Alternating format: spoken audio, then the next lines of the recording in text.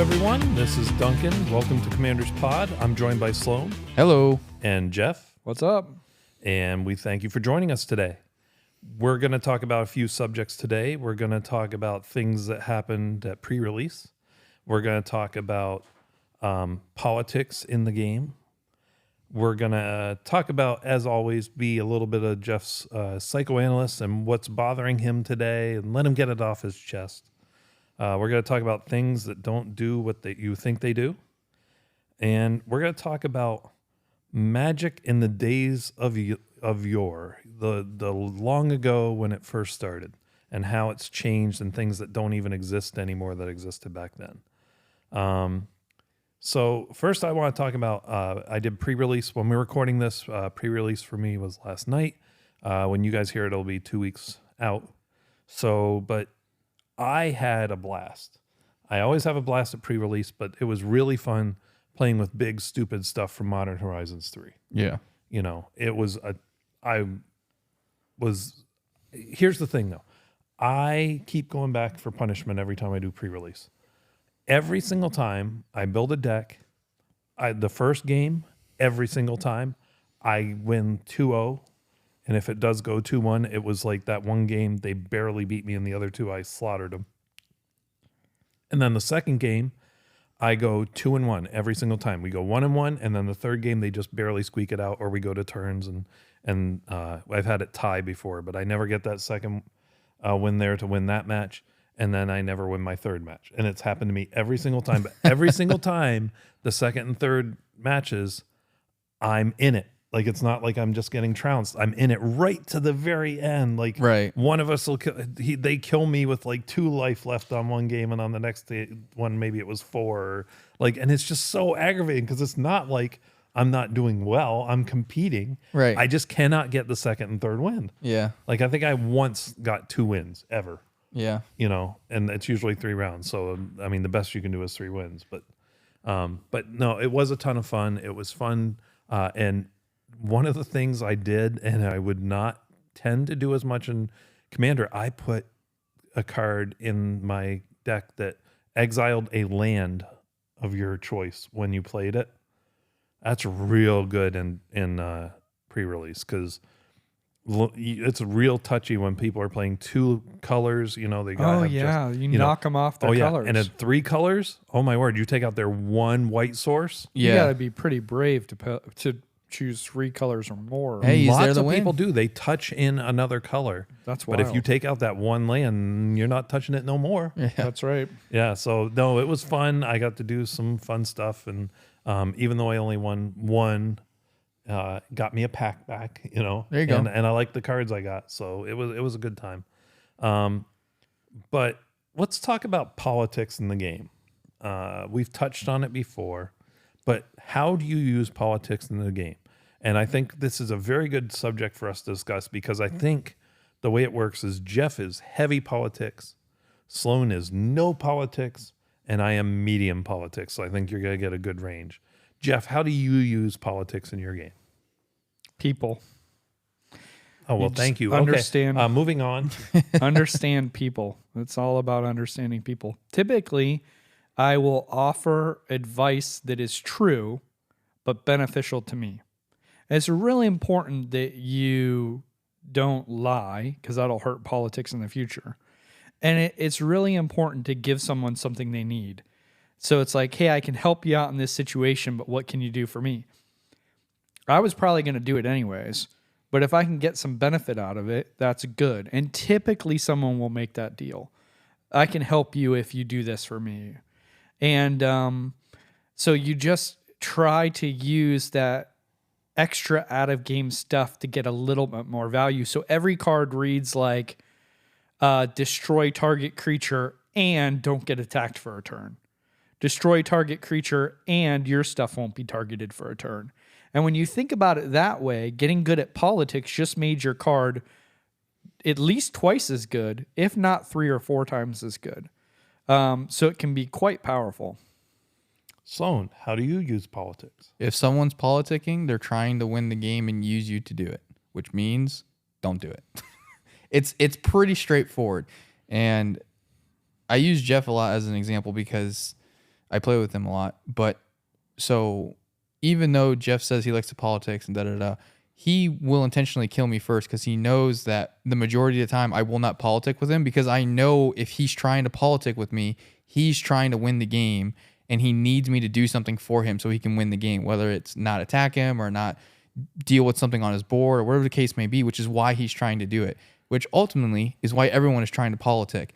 Now, here is the distinction, though, that I do make, and a lot of people say, well, that's still politicking. I do not see it that way, is I will talk about board state. So I will say, for example, that person is, as of right now, that is the strongest person at the table, and they are the threat, and they are the issue. When I say that, I am not saying anything beyond that, or I'm not saying anything that You're other not people, making a deal. Right. I'm not making a deal, and I'm not saying something that's not like a known fact. I don't mind if people are pointing out things. Unlike Jeff, I will actually say things to the point of where someone's like, you know, like, hey, who's the biggest threat? And again, because we're casual players, I'll be like, honestly, I'm probably the threat right now. Like with my board state, I'm probably the threat. Yeah. And I will tell people that. He is honest about it. I'm honest about it, because if I win by manipulating you, I didn't really win. You were just silly enough to listen to someone who wasn't being honest with you, in my opinion, which is silly. But you have a very slanted view. Like, it is not always that I'm going to win. Sometimes it's I'm doing the same thing you're doing, and I see a threat on the board, and I'm just saying, can we all work together to defeat that threat? And then it's fair game for the rest of us. But here's the problem, Jeff, and I think that you are the reason that he has problems with politics. And I don't think so. He had problems with politics when we first started. Or even saw me That's politics. because biggest he knew reason. you. Well, No, it's not true. the biggest reason He why didn't know is you. though and it's not just Jeff, but a lot of times most people, when they do that, like Jeff said, they're like, oh guys, I'll take care of it for you if, and then everyone then is having to bow to his will. No, if you can take care of it, go ahead, take care of it. If you're not going to take care of it, great. That's on you then. And if we lose the game because of it, most of the time, and this is one of the reasons also why I hate people who politic or that do a lot of politicking, a lot of times at the end of the game, they're like, if you guys would have just made a deal with me, he wouldn't have won. Well, you're the one who still let him win because you didn't deal with it. Me making a deal with you had nothing to do with the fact that you had a way to deal with that issue. Let's discuss this more in a second, though. Let's hear what Duncan's thing is. Here's my thing. I use politics in, I think, a much more straightforward and honest way. I'm usually not trying to gain benefit. I'm trying to assure that we're on the same page. So when I say, hey, if I deal with this, will you not mess with me? It's not because I'm like, I'm going to do this anyway, and I want to try and get extra value from it. It's that I'm afraid I'm assigning resources to deal with one problem, and another problem's going to take advantage of it. right. You know, so that's where I'm coming from. And that's one of the reasons why too, I think distinguishing between board state and table talk and politicking is important to me, because there are times, like for example, where someone will be like, hey, I can deal with this issue, but guys, don't touch me. And then you look over at their board and you're like, you realize that you're the next threat, right? Like, I get that you can deal with who's the immediate threat, but as soon as you deal with that threat, it will automatically shift to you, just again, based off of the board state. There are times though, and you know, this has happened before where, for example, we're playing a game and Duncan's like, hey, I can take care of this. Like, please don't wipe me off the face of the earth. And he really isn't the next threat. Like, he might only have one or two things out and he's just dealing with the issue. And a lot of times, for the most part, again, that comes down to the evaluation of the board state. And I think that's part of the issue, is that a lot of times when people are politicking and when they're trying to get that benefit while quote unquote giving you a benefit, it's because they know I'm about to become the issue and I want to make sure that you guys don't touch me, but even though I know I'm about to become the issue. But let's not let this devolve into politic or not politic. The thing is, if people want to politic, what are some advice we can give them, right? So one of the things you could do too is when you look at board state, some small politicking you can do that's fun is when someone plays a card, you need to make a big deal about it, but you need to do it in a subtle way. So someone plays a card and you go, oh, let me see that. Man, that's pretty cool. And now they're excited and you're excited and they're talking about how the card is cool. Now everybody's talking about that card. You have moved the entire conversation to their card. They think it's just because you think the card is cool, and maybe you do, but you're also putting all the spotlight on them. In the same way, when someone's doing something, you go, oh, wait a second. If you do that, does that mean you could also do this later on? And they're like, yeah, I can. And then I can do this too. And you're like, oh, great. And now they're telling the entire table what they could do. And sometimes they'll even say, oh, yeah, I have that card in my deck. Exactly. And so and sometimes they'll even point to their hand and even give it away further. Yeah. So just let those opportunities for those subtle times for people to talk about their stuff and sort of give away their own game plan. Sort of like the evil bad guy in every James Bond movie. Let them talk about what they're going to do. And just sit back and let them make themselves the threat.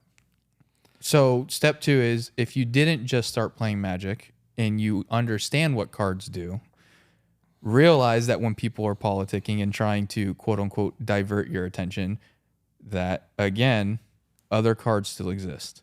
So for example, if someone is pointing to a card and they're saying, oh, that's a cool card, that's a new card, I haven't seen what it does, what does it do in your deck? And they start talking about your card, just remember that they might not have new cards on their side of the board, but they might have cards that are still gross. And just remember, just point out their cards.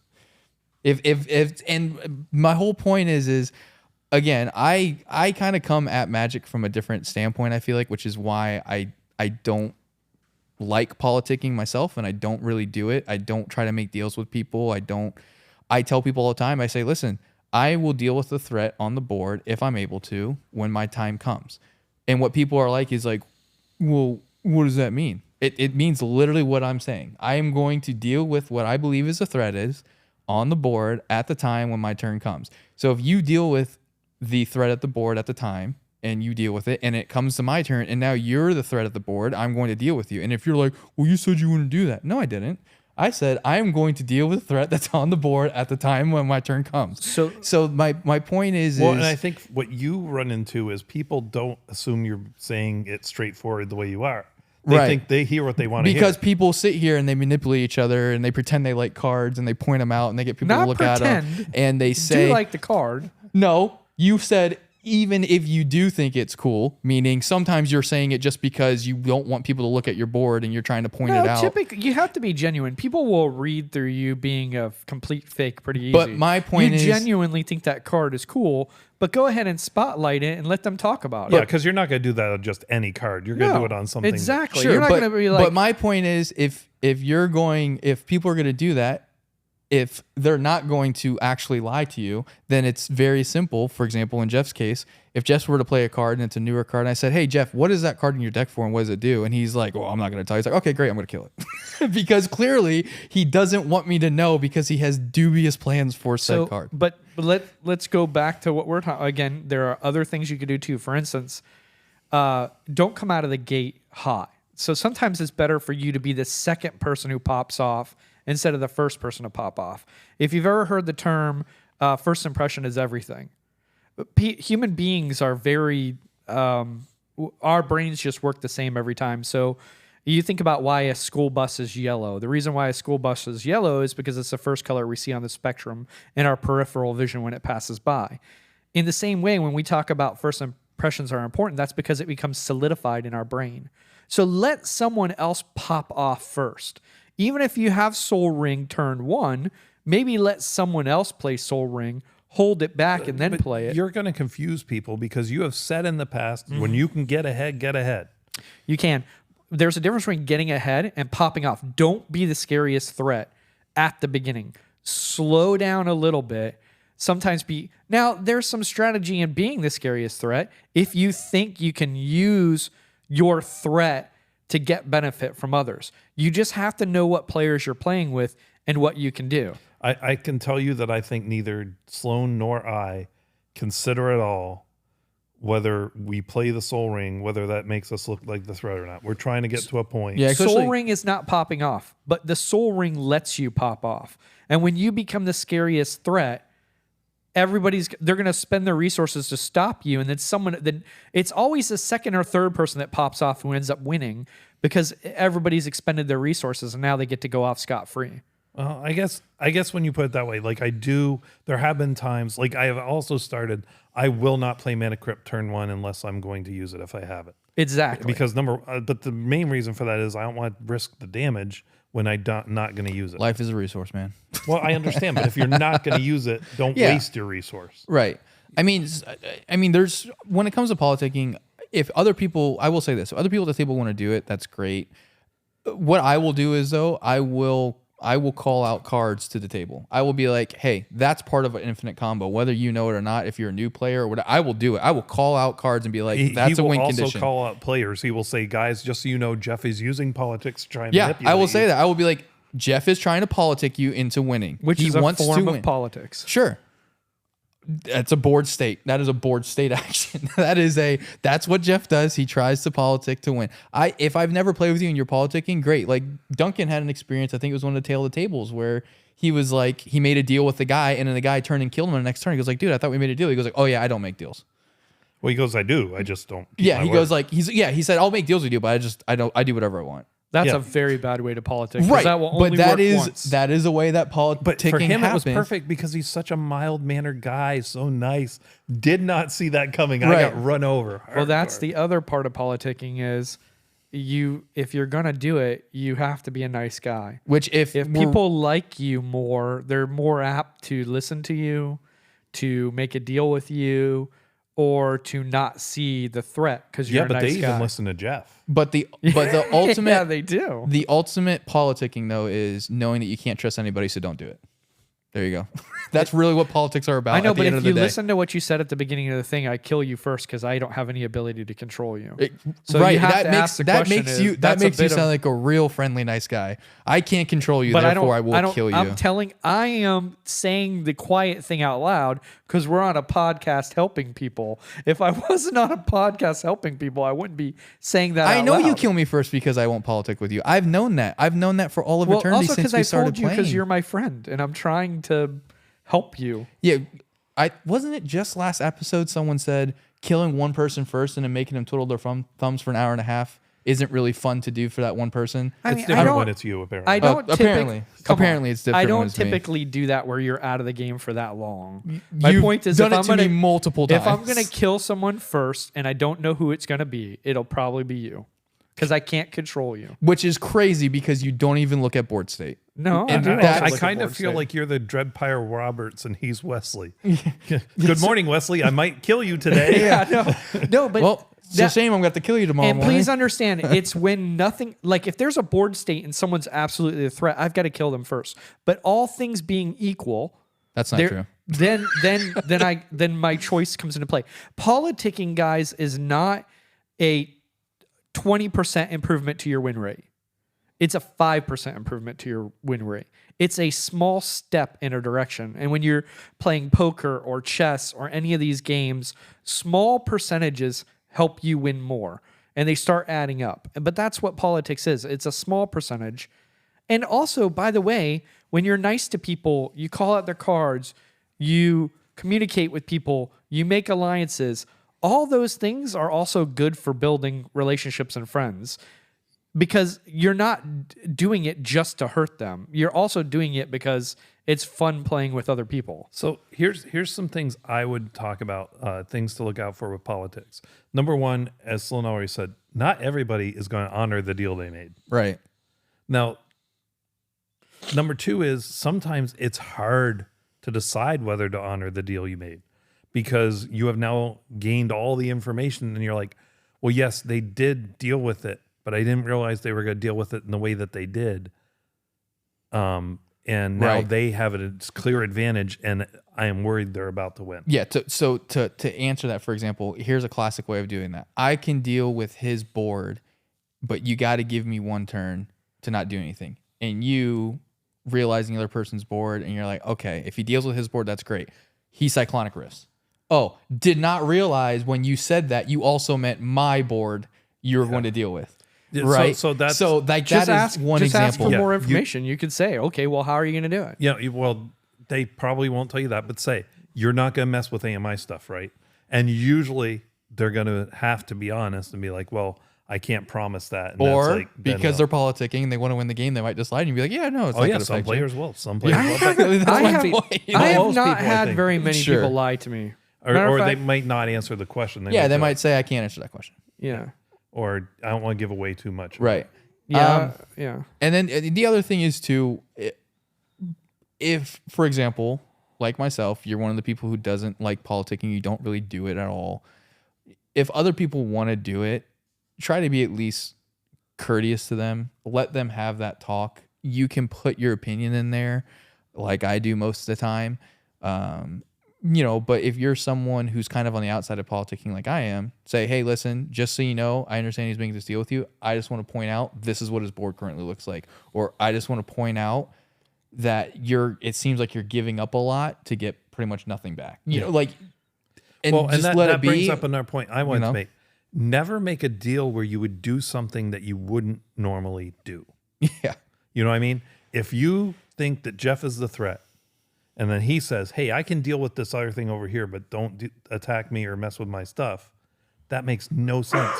You didn't think that was the threat. If you originally thought he was, but good politicians, I guess, they're not really, but politicians can make you go, oh, you're right. That is the threat. It's not you. I was wrong. Silly me. That's the threat. Don't trust your gut. If you did not think it was the biggest problem, it may not be. If you're new, maybe you're going to listen to the more veteran people and maybe get a consensus around the table about what people think before you make. And hopefully they're not manipulating you because you're a new player. And Please then- don't manipulate new players. and That's then not nice. No one likes that. The other part of politicking that's important too is allowing non-board state information to be developed. So I don't have to, if two people are making some sort of deal and they're discussing things, they're giving up information. You can just listen until you need to say something. But listen to what they're saying because they're telling you what's going on. And then the other player who's being targeted, he's going to say stuff too. Listen to that also. And sort of listen for the meaning. And you're going to figure out what's going on. You'll find out who's threat 2 and who's threat 3. If you're a threat, because they might talk about you. Typically, the person who's winning is going to try to point somewhere else. Where they point tells you who they think is the next threat. Like all that information that isn't board state is super important. Gives you an idea into what they're thinking. So there's a couple things too. Like sometimes the person that's being talked about, just remember, if you're that person, you have that thing. If you have a way to deal with it yourself, sometimes there's some benefit to they're talking, they're about to make a deal to ally against you, but sacrifice it, whatever you got to do. Oh, look, it's gone. Not a threat. Yeah, I don't want to be Let's the move on. threat. Absolutely. Move on. Absolutely. Sometimes there's some benefit to that. If you can, sometimes you want to destroy your own stuff or something. Also, if you're that player that's not the threat, but is also not part of that conversation and you have a way to deal with it and don't like the alliance that's being built, deal with it. Right. Take that off the table. I've seen Sloan do that a couple times. Take the person out of the game. Well, no, but I've seen you deal with the threat that he said, well, I can deal with it, blah, blah. I'll just deal with it. Yeah. Now we don't have to Right. make a deal. And remember, go. this is Problem just solved. nuance. So I'm going to say something. Sometimes it applies, sometimes it doesn't. But when it does, it's pretty cool. Find ways to make connections with others. So, hey, we're both playing artifacts. We're both playing blue. We're both doing this. Look at us. We're kind of the same. Those type of connections can be powerful. Now, it doesn't get you everywhere, but again, incremental things. It might make them target someone else when all things are equal, right? So it might save you 2 life, or it might save you, some small thing. But that small thing could be the difference between you winning and not winning. So find those times to connect with people in what you're doing in the game, because then if all things are equal, they might not attack you. They might not hit you. So Jeff is turning this into a how to politic. I don't even think you have to. You can certainly play games without it. There are many games that are played without it. Jeff loves it. Yeah. So to him, it's a major part of his game. And so if Some you might do say want it's the to do it- majority of his game. It's trying to get other people to do what he wants so he can win. if you want to do it, these are good tips for doing it. But that wasn't my intention, but that's Well, it certainly says, valid. how do you use politics How during do the game? you use politics in the game? If anyone wants to make a proxy of a card of Jeff if you could find one that's like Grand Arbiter, where he's just sitting on the throne and just kind of leering down at I'm people, okay with that. I think that would be a great proxy for someone to make for Jeff, and he can build a politic deck with him as the helm of the deck. But the last point I wanted to make, whenever people communicate, this happens in every situation, not just politics. Mm-hmm.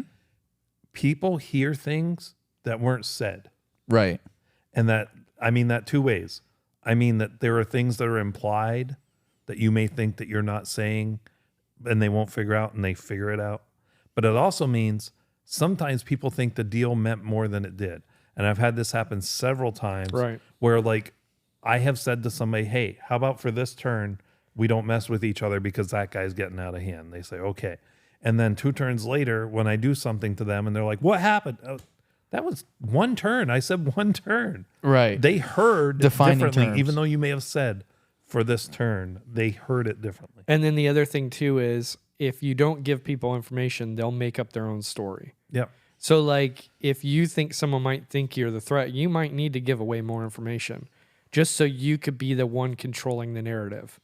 Because if they control the narrative, who knows what they're going to think's going on. Well, and here's the problem with that. I have noticed the tendency is the person that's being talked about as the threat, they may say, I don't even have that other combo piece in my deck, right? Like, or whatever. They're like, giving you information, saying they are almost never believed, whether it's true or not. I don't know what it is. The defending person who's trying to defend themselves is less likely to believe than the silver-tongued person trying to give that's the deal. why it's so important that you're honest and genuine. Like, yes, what you're saying is benefiting you. It also has to benefit the other person. The best deals do that. They're good for you and they're good for me.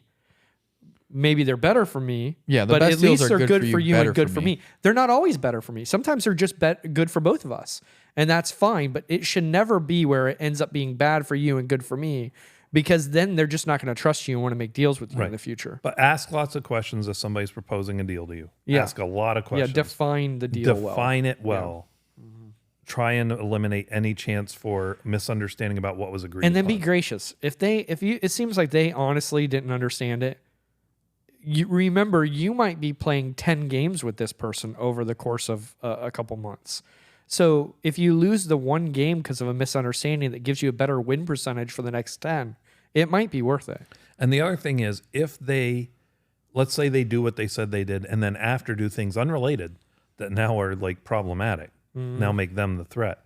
That happens a lot too. So one thing that I always try and say is, look, as the board state sits now, our deal is valid. If you do things that make you the threat after you deal with this, it's going to possibly change the deal if it's too strong. And I make sure that's known, because there are a lot of times that's their intention. Yes, I'm going to remove the thing, but then I'm going to change the board state in ways you had no idea. Yeah, if you get someone to agree to that, that's an amazing deal for you. I would say this too, back on the defining terms, and this is why when people try to politic with me, I listen very intently, and I'm like, sure. One of my favorite kind of loopholes, quote unquote, is when someone says, listen, if I do this, don't target my stuff. Okay, great. I do a board wipe. I didn't target any of your stuff. Like, that's one of the reasons why politicking is somewhat annoying to me, because people like to find those loopholes. Yeah, so which is why I don't like it. So because technically they're like, "What'd you do that for? You targeted my stuff." No, I didn't. I did a board wipe.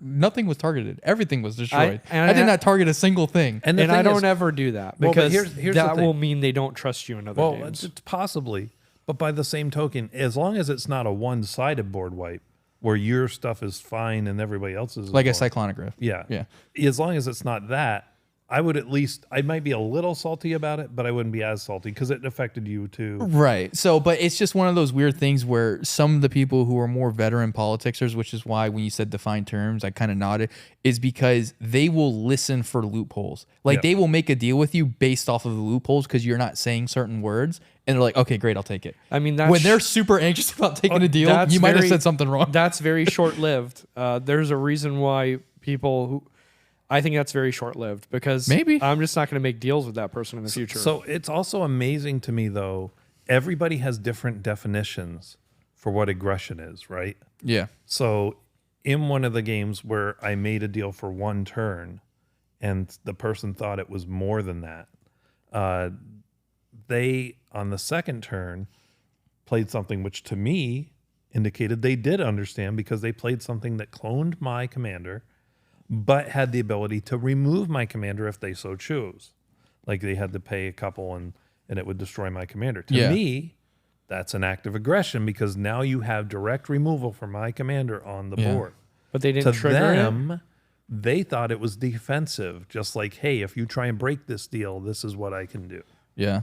And it's all about perception. You know, I do believe that that's the way that player viewed it when they played it.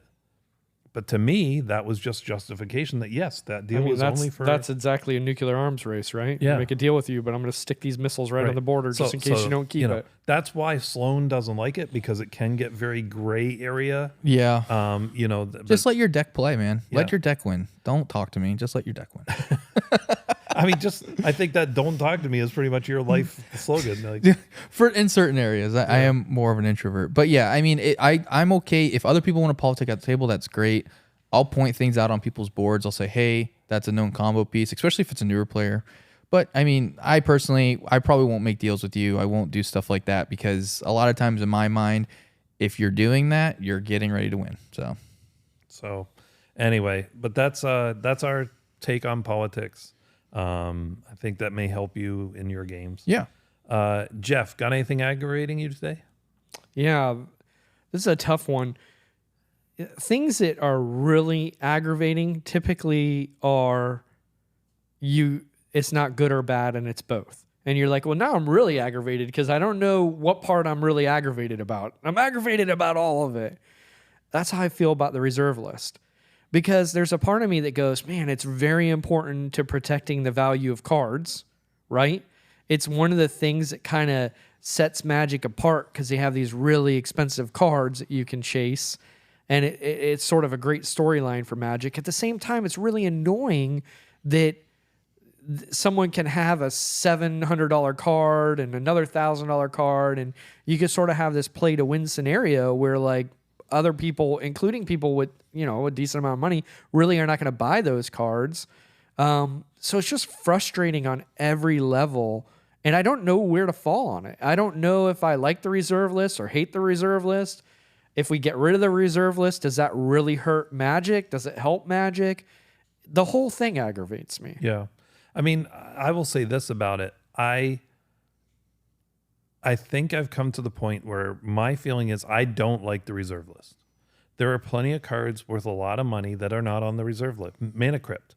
They've reprinted Mana Crypt several times, and it may drop value initially, but they don't keep pumping it out, so it'll gradually go back up. Right. Magic has shown, Wizards has shown that they can responsibly print more copies of something that's desired without going crazy and the original will probably be worth a lot still, because that can't be, that's the original. Right. That's from this set. It's still valuable. Right. But again, that's what I'm saying. There are arguments to be made on both sides, saying, and I get them all, and they all aggravate me. Well, to me, so the way I've decided to think about it is the only people that I think are 100% in the reserve list corner are the people that don't play Magic, they invest in Magic. Yeah, that makes sense. So, I mean, that's a huge clump of the market, for those cards. And I'm sorry, I don't care about them. This is a game.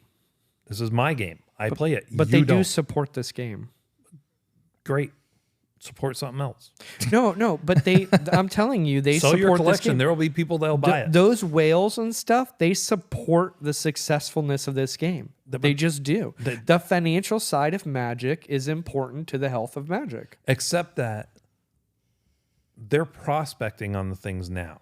Yeah. Their core portfolio tends to be those reserve list cards. But they prospect on stuff now. They can still prospect on stuff. They're just not going to have that same value if they start reprinting stuff off the reserve list. That's where they'll be hurt. I don't care about that. They can still prospect all they want. I do like the fact that they do that, because I think it also limits availability on sets when they prospect on it. I'm willing to bet Modern Horizons 3 has been a big topic on the stock side of MTG. Yeah. You And know, by the way, we're not financial MTG guys, Not at so all. we don't know at all. But Only financial NTG stuff we do is spend our money on it. yeah, so but in general, it's just that the reserve list is annoying, and I suspect that it's annoying also for Magic, for Wizards of the Coast. Well, I don't even know if they that don't Hasbro. know what to do with it either. Yeah, I don't think they But do. They have taken things off the reserve list before. Yeah. And, like, Are we sure about that? Yeah. I didn't think they could do that. No, they could. Well, it was not. It was frowned upon when they did it. How long ago was it though? It was quite a while because Okay, they agreed yeah. afterwards not to do that. But Correct. They have done Yeah. it. Okay. So I know what you're referring to now. Yeah. But my thing is, it's their cards that we should be playing with. You're just promoting the proxies if you're not going to reprint them. And there are cards on there like Mox Diamond. I don't think belongs on there. Yeah, There's that's already fair. Chrome Mox. And Yeah, there's other ones that are that are not. similar in the that idea, one- but sits at $500+ because they can't reprint it or won't reprint it. Yeah, but Wizards can imagine do if whatever they want. But imagine if like you go buy it, and you bought it for $500, and then they get rid of the reserve list, and now it's worth $300. Right. Well, if that happens, I think it would come back eventually. To and, 500? and again, back to your point, if you have one of the original older ones, it's probably still going to hold its value because you're not able to reprint that one. You're just reprinting it in a newer set. The newer set ones are going to be much cheaper. I think if the original one would still hold its value, honestly. And as I said, Wizards has shown they'll do it responsibly. They could do it only as a secret layer. So it's not even a full set. It's only available Yeah. as a secret layer. And that one might even become expensive because But- then it's only in a secret layer and it's only that certain But art. that's the what's aggravating me section. That's how I feel. No, and I get you. I get both sides. But I definitely lean on the get rid of it side. Yeah. Let's talk about things that don't do what you think they do. And that is cards like Tomb of Yawgmoth. Yeah. A lot of these unique lands specifically, I think. Yep. So many people don't know you can put that in any color deck you want. Correct. And Does the not reasoning have to have black Yeah, and the reasoning Like the is sack lands can do that because too. it does not have a mana color. it does not have a color identity technically. So swamps tap for a black. Therefore, you cannot have swamps in a deck that does not have black. Yeah. Right. Tomb of Yawgmoth by itself doesn't. Once it hits the battlefield, all your lands tap for black. Right. So that is why you can play it in any deck. And you also put on here the fetch lands, which is true. Yep, you can put all the original fetch lands, the pay one life, sack this, go get it, a forest or a mountain, whatever. Right. And because they don't actually tap for a color, you can put them in anything you want. So if you're running a deck, for example, that's red-blue, you can put a polluted delta in there so you can go get an island. Right. Now you could put in there ones that are not any of your lands, but you can't have those lands in your deck. So therefore you can't have, Yeah. they wouldn't do anything. It would be pretty silly. Yeah. But you can put those on there. Now, unfortunately, you cannot put Cabal Coffers in any deck because it specifically says it taps for black. Yeah. So while you can put Tomb of Yawgmoth, you cannot then have now I get all the swamp mana. Yeah, and you might just be setting up the Right. the black player for playing Cabal Coffers very easily. Right. But it's just something that I don't think people understand. It more is valid for the fetch because if you don't have black cards, why would you want all swamps? But there are things like you could do a Cormus Spell thing and now you attack with your lands. That's or also something. true for the green spell that does the same thing as Tomb of Yawgmoth. Yeah. Not spell, land. Yeah. Yeah, the cradle, Yavamaya's cradle. Yavamir. Yeah. Yeah. But so just a little something that I think people don't realize. Yeah. And they will see it. The fetch lands you'll see people that have their deck is black-blue, but they have the black-red fetch. Yeah, or And- the red-blue fetch Yeah. or the Yeah, and they're like, wait, what? Blue-green fetch. That is legal. It is perfectly fine. Yep. Now, there is an argument out there that people don't like it. They don't think it's fair. I could care less. I Yeah. don't even tend to play the fetches unless I'm playing 3 or more colors. So, Yeah, and the other thing too is me personally with the fetches, I'd rather be able to go get one that is a dual land that taps for both, right? Because it's an island and a swamp. right. So that's really why I try to lean into fetches is when I want to get stuff like that out if I have a couple of those lands. But yeah, that's definitely something that I think it's newer too that happened. more recently was I'm not that sure ruling. if that I can't was a change remember or not, but I know at one point it was questioned and Wizards like officially Answered it. said, Yeah. you can. So, but that's just a little bit about that, just something you may not know. Let's move on to the main topic, and we're going to talk about the way things were. Yeah. Magic back in the very beginning. I'll tell you when I was a child. When I was a kid. I Now, walked of 12 us- miles in the snow to get to school. Of And a candy us- bar cost me 5 cents. Yeah. Jeff's going to keep going if we don't stop him. Yeah. Of us, I am the only one who got to play with the revised era. Right. That's where I got started. To kind of, I guess, tilt our hand a little bit, I was born the year Magic came out. So I was not playing Magic in the beginning. So if you thought that was a great year, It wasn't. just got better. So I started playing closer to middle school. So some of these rules had already changed by the time I had gotten there, Right. but I knew of them because I had friends who were older that played and knew about these older rules, and we would talk about it. And then stuff. I didn't get into it till like around 2004 or 5 originally. Yeah. Yep. So, but we're going to talk about the things that they had back then that they don't have now. Right. One of the most known ones is mana burn. Yes, Mana Burn. Oh, You would man. take damage for each unspent mana you had at the end of your turn. Right. And I think, I don't know specifically when or why they changed this, but I think when they incorporated mana changing through the phases, I think is really when this came into becoming a problem. Because I think originally mana used to not drain from your mana pool until the end of your turn. And so I don't know. They had that card pretty early on that let you keep mana when phases change. well, and that's what I'm saying is I can't remember when that happened and Yeah, when it I think did it. that's when they changed it. That's is when they changed it, because I think what happened is people, they would tap all their mana and they kind of go through the whole Right. entire turn. I'm pretty positive that originally you lost. There wasn't as many phases in the beginning. There was not 2 main phases. Right. I think it was just upkeep, main phase, attack, and turn. I Yep, think is what it Pretty was. much. You could attack in there, and then you could, but it wasn't. They weren't broken down into the stages. Correct. But another thing I wanted to talk about with this is how you can bring it back. Yes. These types of things. Some of them you can bring back, some you can't. So you can bring back Mana Burn with your lock of Scorched Trash from Commander Legends. Your lock of scorched trash. Scorched Trash, yes. Yes. No Oh my ED. gosh. I had a friend that was his name. It is 1 black, red, and green. It is a 4/4 legendary creature with vigilance. A player losing unspent mana causes that player to lose that much life. That's awesome. And then it has an activated ability. Pay 1, tap it. Each player adds a red, a black, and a green. Such a great idea. I have built this deck. It is fun. It's tough. It's really hard to make it really do the things like I've played with. You untap them and keep Yeah, I've tapping played them this to- deck of yours a lot of times. Yeah. But this brings back Mana Burn. Yeah. Yep. I love when you give me mana. Yeah, I definitely think it's a cool Good. idea to bring back Mana Burn, because I think that would be something maybe that would distinguish potentially CDH from EDH too. Maybe they could maybe make a rule in that sense, because I do think that is something that goes unpunished now, because there are a lot of infinite mana loops that people will abuse.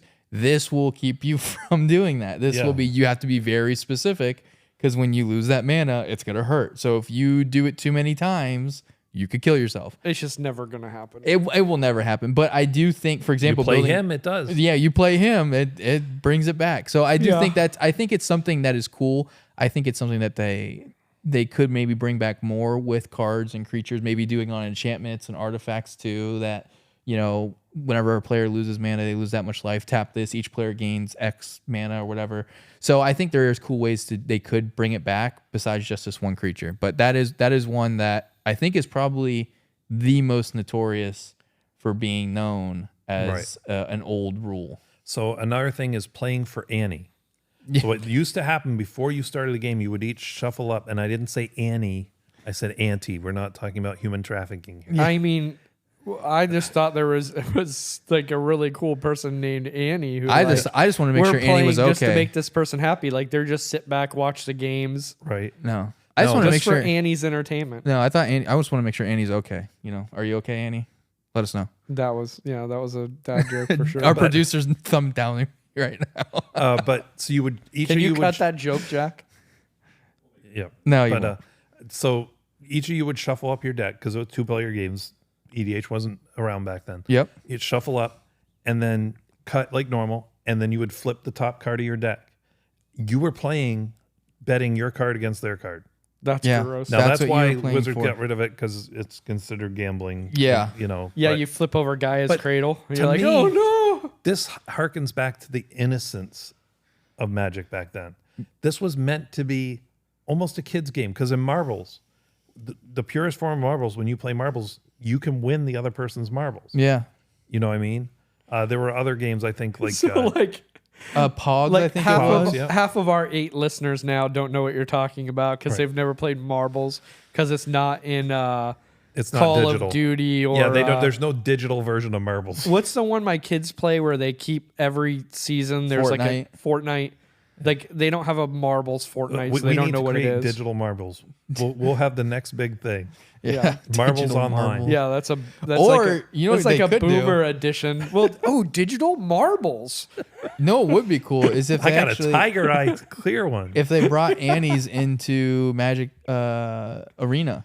Like if you don't have that card, it's like, oh great, I get to add to my collection Yeah. now. Like that would be a cool way for them to do it. Yeah, no, Just bring that'd it be- into Arena. Yeah, and the thing is, like Annie, like, no, I don't want to flip over my real mana crypt and have you win that. Like that would not be fun. No. Like I understand when cards start getting value, it's another reason why it's like, no, we cannot do that at all. I mean, I suppose you could gamble in Magic. You could be like in the game. There's a buy-in, which, by the way, is basically every tournament. right? You pay $50 to buy in. That's ante. Yep. It really is. Yeah. If you I'm think giving about it. you $50, and I might get something out of it. But I almost feel like everybody should have Annie decks. Like you have cards, Just a stack like of your cards. trade stuff. You shuffle up your I mean, trade if you're stuff, going to do a $50 budget deck, that could work. right? Well, I would even say it would be cool is if you had like a stack of like, you know, you're going to the game shop, so you have a stack of like maybe 15 cards, and you know the rule is they're all $5 or less cards, right? So it's like you're not going to lose like a huge investment. You're not throwing a Guy's Cradle in there or Mana Crit. If you want to, you feel free to, but like, you know, $5 or less. But like and in then you trades. just every game everyone just flips over one. It's like That stops scooping. Right? that's Yeah, true. you go ahead and scoop. Yes. That's true. And I think that is a direct result. But you know what those people would do. I scoop and I take my card. Nobody I mean, would play with them then. If that well, was the norm. why do you keep playing with them when they scoop? Because I that wouldn't play is- with them when they do because that. that is in the rules. Because we need a fourth warm body. It's not. It's in Who the rule. cares? It's in the rules. No, just when you guys all agree to your own rules, you have to skip at instant speed, and then someone doesn't do that. You have to skip at sorcery speed. Scoop. Scoop at words are hard, man. You're just not good at them. Yeah. But if you have to do that and someone breaks that rule, why wouldn't they break other rules? And that's my Yeah. point. They Well, will. Yeah. But I think that'd be cool is if you bring like just a stack of like 10, 15 cards at $5 less, and everyone's like, all right, this is our Annie Between cards. 1 and 5. Has to be at least $1. Yeah, between $1 to $5, you bring a couple of cards, and Oh. everyone uses them. We need to do this we need to have a game where we just gamble every single hand. Like this hand. Oh, and we double down and yeah, like bet yeah, more? like actual Oh, poker magic. Poker magic. Let's start this. Dude, This that's is gonna a be thing. awesome. Let's do this. we got How digital po- marbles and you poker thought magic. we were getting poor buying magic card, our wives? Just wait till we add gambling. Yeah, but just think then it's like I just bought myself a Mox Diamond. It's gonna be awesome. I'm gonna be sleeping on the couch every night. Well, I'm going to be finding different Well, friends. unless I win and then you guys are. We can start with poker chips, see how it goes, and then move into real money. Oh, I 100% want to do this. Me too. This is such We a gotta bad record idea. it. We'll start with like 1,000. I feel like- $1,000 worth of poker chips. This is like the origin story of every gambler. Every time you draw a card, you have an option to up the ante. I don't think it's every time you draw a card. It should just be in each. Yeah, of your you would turns. literally be out of money by like turn 3. Especially me playing blue. Yeah. You'd be like, well, there goes all $1,000 worth of my chips in 4 turns. Hope I win. Like, I got nothing left. But so, I mean, we are not encouraging gambling, even Yeah. though it really sounds I like don't know. we I are. kind of am. I think people gambling and a drinking game. Yeah. So Yeah, just double down on the Just, danger level. yeah. Oh my god. Let's do it while driving. every Yeah. time. Okay, we are not encouraging that. I'll draw the line there. And play Magic and drink while you're driving. and gamble. You can't say that on the podcast. Allegedly. Every red stop we play fire truck, we have to get out and run around. You hope you land back where your Also, deck's at. don't do Like, that. This is terrible advice, children. This whole segment's been terrible since we started like 2 minutes ago. Okay. But yeah, Just that's wait till we get the third recording in. Okay, so going back to so there originally it was all monocolored. Sloan pointed this out. So way back in the day, everything Before Legends, everything was monocolored. There's only monocolored cards. There's no So multicolored or what set anything. number was Legends? So it was, I believe, Alpha, Beta, Revised, Legends. Oh, so it was a little bit of time Yeah. before. Okay. So it was 4 sets in. And the other thing is too, set releases were not like they were now, right? So it wasn't like a new set comes out every other month. So it was yeah, it made sense. yeah, it actually took a little bit of Yeah. time. And then the other thing too, which that happened, Back in my day. which is somewhat of a newer change, not newer, but hybrid colored cards. That was something that was not around for a very long time, where you can pay a blue or a red for this card, right? Yeah, and at some point, Devoid showed up. Yep. But so there were monocolored. So most of and again, EDH didn't really exist. So your standard color decks were always monocolored. I forgot about Arabian Nights, and I do think there might have been some multicolor. So the order of sets was Alpha, Beta, Unlimited, Arabian Nights, Antiquities. Oh, I forgot about Antiquities, but that was definitely not multicolor. Then Revised, then Legends. Okay, so it was Also, actually remember, guys, we're doing the best we can here, but at the end of the day, we didn't play these sets. So, yeah. Well, I played. please don't hold it against I us. did. I played Revised. I played Legends. I played. But it was a Dark. long time ago, so. Yeah. Um, I don't remember most of it. I was young and stupid. Well, with all the drinking Now and he's gambling just- you've been doing. Now he's just stupid. Yeah, with all the drinking and gambling you were doing, apparently, we're playing Magic. Oh, we're definitely going to do this gambling thing. Another thing which I think is a cool thing that changed is you as the player were the Planeswalker. Yep. Planeswalker cards weren't a thing. Oh, we did not talk about this, but this would be a great time if you guys want for this. Also, hold on. Let's finish what he was Yeah, talking yeah, about. yeah. So the story was you were the Planeswalker casting the stuff. So you were drawing the magic you were from drawing the lands. right? Yep. And you were actually the Planeswalker. And then some publicity stuff happened, I believe. And so Magic then came out with Planeswalker cards, Right. which then kind of squashed all that stuff that people were But talking I don't about. think they've really said you're not anymore. They just don't talk about it. Right. But They created actual But they Planeswalkers. used to talk about it, and now they don't. Right. But just one real quick thing. I want to put this out there. Wizards of the Coast is missing out on a huge connection they can make. Direct connection between Magic and Dungeons and Dragons. Dungeons and Dragons had a set called Dark Sun. Dark Sun was set in a world that was all desert because the wizards had drawn all the magic out of the lands and left That's cool. it barren. That's a cool. great idea. Hopefully, one of the listeners. One of our 8 connections- listeners is like a president of Wizard of the Coast. Yeah. That'd be cool. But when I went to a Bible college. When I was in college, we played in the library. The librarian went to the dean and said, "They're playing a game where they're magicians."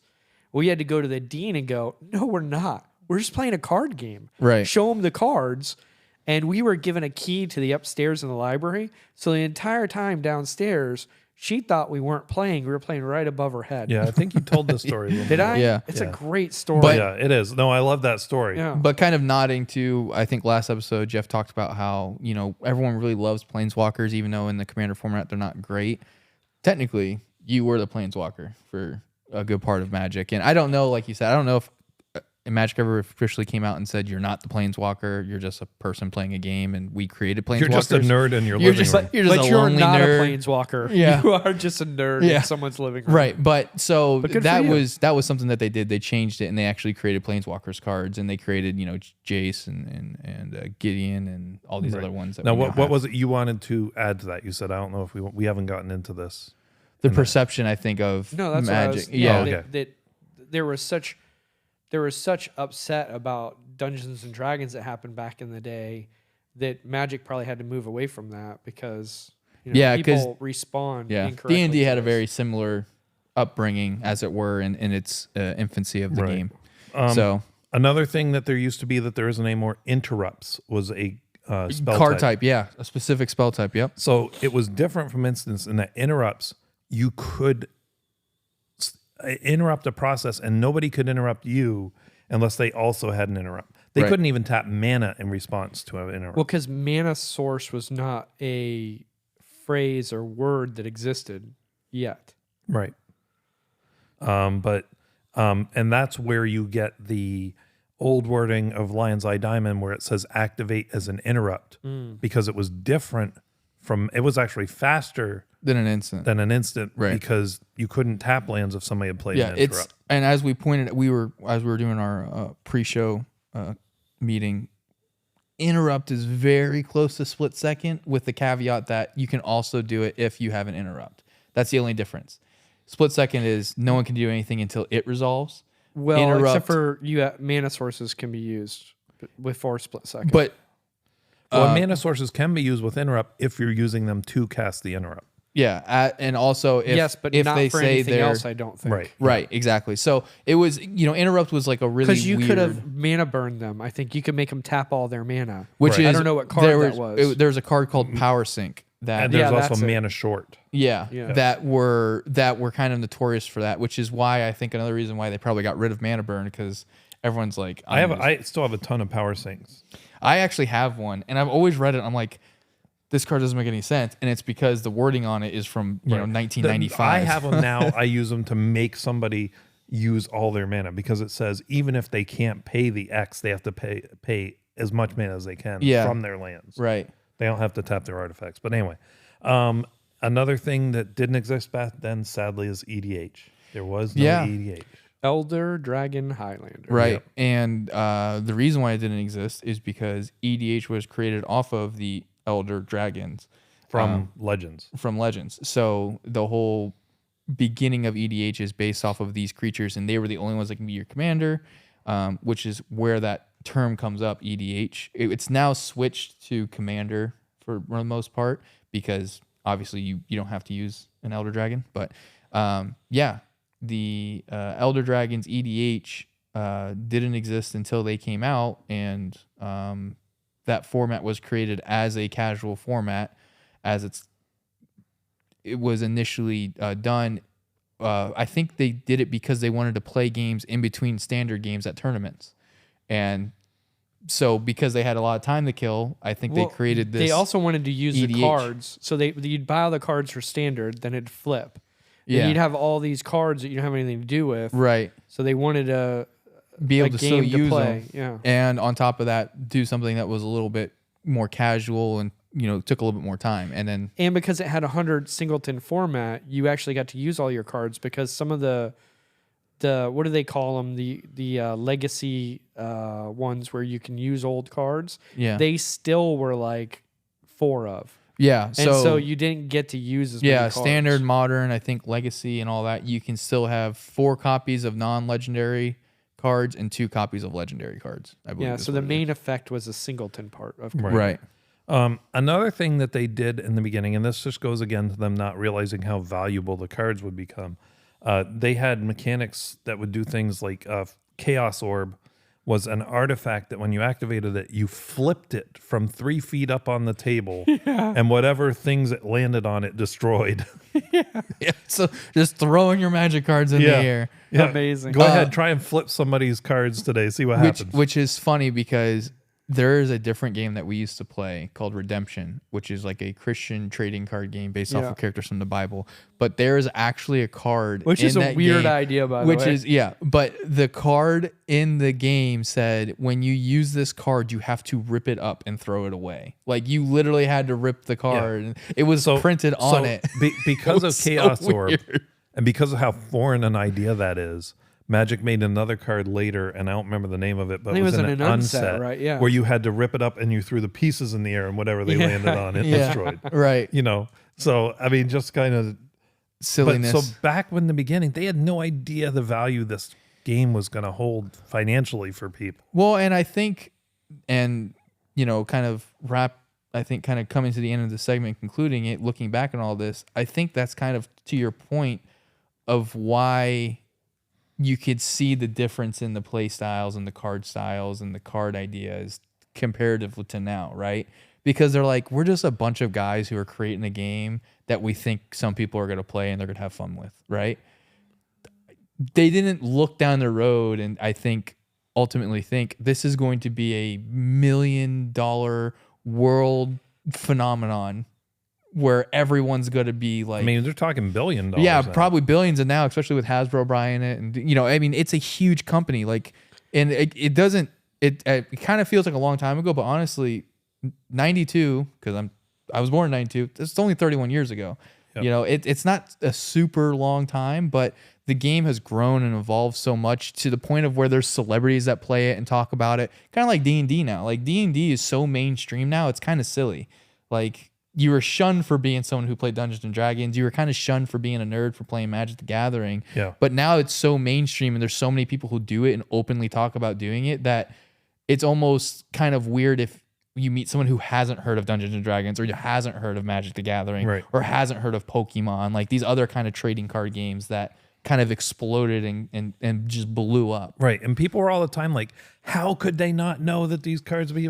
Because this was the first. Yeah. No one had done this before. Yeah. This was something. the first. This is what started it all. Yeah. And there were plenty that tried to copy it and did not succeed. Vampire the Masquerade had a version of a card game, and I'm pretty sure you can buy that for pennies. Yeah, if you want any now. And there's to kind of pull it up to today's reality is there's a lot of people who are doing it, including Disney just got into it with Lucina. Is that what it's called? Lorcana. Lorcana. So maybe in 30 years we'll be talking about Lorcana this way potentially. I think Disney is specifically trying to prevent it though from being a pay to play game. They want it to be accessible to children. Right. You know what I mean? And they don't want the cards to have that kind of value. Which now, some still do. I mean, most of the stuff Disney sells becomes collectible. So I would and be that's my point is they're not trying to do that and just failing. Even with having a company like Magic and Pokemon and Yu-Gi-Oh that have been doing it for a while now to look at, there's still a chance, like Jeff said, it's still going to get there. Like even if you're trying not to get there, people almost make it get there. Well, Disney's been failing a lot, so if they do anything successful, I'll be freaking amazed. But anyway, so that's just some of the stuff. I'm sure we missed on stuff. If you think of it, email us at castofcommanderspod.com. Yeah. And let us know. But those are the things we thought of that just haven't. When we first started, these things were true, but they're not anymore. Yeah, you don't see them anymore. It's not the norm. Yep. So now we're going to have pro tips for beginners, and this time we're doing it a little differently. Yeah, we're all going to kind of touch on this and kind of give our thoughts and recommendations. So, because again, this is about people who are getting into Magic, how do I actually go into an LGS and sit down and play a game? And this is actually like Sloan Commander. asking me this. So I'll kind of touch bases first. I am the most introvert of the three, even though on the show sometimes I seem the loudest and the most boisterous. Seem the loudest? And I seem the most outgoing, I guess I should say. I'm not really that outgoing. I have to for my job. And I'm a nice person, I feel like. But if I'm standing in a room, I'm not going to be the one to initiate anything. I will stand in the corner for 4 hours and then leave and not talk to anybody. And I'm okay with that. Are you wearing a trench coat when you're doing this? Because that's a weird thing to do. I'm not going to comment. We're just going to move past it. But no, so for me, I kind of use Duncan and Jeff as my how do I get into a game with random people. I just kind of have them. Now, once we're in the game, I'm nice and I talk to the person. I interact with them and everything, and at least I feel like I'm being somewhat courteous to them. But yeah, generally speaking, for me, I'm not really someone who's gonna walk into a shop and see a pod and sit down and just start playing. I usually, if I know somebody there, I'll kind of go up to their pod and be like, "Hey, are you guys almost done? Like, can I hop in with you?" And I generally speaking won't initiate trying to get into a new pod. If someone sees me and they walk up like, "Hey, we need a fourth. Can you play with us?" I'm like, "Yeah, sure." But I'm more of the. You're not the initiator. I'm not the initiator. Right. I'm the recipient. But that's why I have Jeff and Duncan for. Right. And so what I've tried to do for him, this is something you can do for your friends who have the same issue. If your pod goes to a local game store and where you don't normally play, you can help him out. Once I introduced him to some of the people I play with, now he's more comfortable going up to them. He's come to the shop before and I'm stuck in a long game. He'll jump in with the people he's played with before and play with them. And Right. You know, he just kind of expand his circles that way. And then now he's played with a couple more people, and then he can play with them next time. So, Yeah. you know, that's a good way to do it. Your friends can help you get Yeah. there. Being the person who goes to the most cons I've gone to, when I go on vacation, I don't do this often because I'm not going to abandon my family while I'm on vacation to play Magic. But I have had opportunities to play at some stores like in Vegas and different places when I was there. So I can tell you from my point of view, I'm slightly introverted myself. I can be very social, Yeah. but I have to think about it and do it, Yeah. you know? So what I tend to do is I'll go up, and if I'm feeling uncomfortable and not comfortable yet saying, hey guys, are you ready for a game? I'll watch a couple games. I'll stand and watch, and I'll, oh wow, that's a cool combo. Throw out a comment here or there. Lurk a little bit, I guess you could call it. But I'm trying to be interactive. I'm not trying to sit, not interact. Not in a trench coat though. But kind of, you also get an idea then though of their play style and are you gonna fit in there. If they're all playing CEDH and you don't, you're not gonna want to sit with that table. Yeah. So it does give you an opportunity to see if it's gonna be a good fit. Mm-hmm. But I'll stand back, and then after their game is over, then I'll say, hey, do you guys mind if I hop in? If there's like 3 of them, sometimes even if there's 4, you can hop in as a 5th. I would tell you, getting over 5 players gets a little dicey. It's going to be long games. Yeah, you probably, unless it's your only option, you don't want to try and jump in as a 6th or a 7th. Yeah, definitely don't do that. But sometimes they may break off and do 3 and 3. Yeah, do 2-3 pods. We've done that a couple times. So, you can say it like, hey, I see you guys got 5 here. I don't want to try and be a 6, but another table maybe that may be looking for another player. And sometimes they'll say, well, we can do 2 pods of 3, Yeah. So I have 2 levels of suggestion for people. One will start at level 1, which is you're real shy. You don't know how to connect. It's your first time going into a shop. Bring things that scream, I'm a commander player and I'm ready to play. Or I'm a commander player and I'm ready to trade.